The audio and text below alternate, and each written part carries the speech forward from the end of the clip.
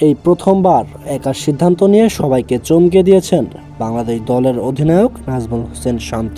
দলের সবার সিদ্ধান্তের বাইরে গিয়ে নিজে একা রিভিউ নিয়ে সবাইকে চমকে দিয়েছেন শান্ত। চলে যাওয়া উইকেট রীতিমতো আদায় করে নিয়েছেন শান্ত। জিম্বাবুয়ে ইনিংসের 37তম ওভারের ঘটনা এটি। নাহিদ রানার দুর্দান্ত ডেলিভারি ছিল এটি, আর এই ডেলিভারিতে ব্যাট চালিয়ে দেন ক্রিক এভিন, আর বলটি তার ব্যাটের কানায় লেগে জাকির আলীর গ্লাভসে চলে যায়। তবে বলটি যে ব্যাটে স্পর্শ করেছিল সেটা বুঝতে পারেনি জাকির আলী।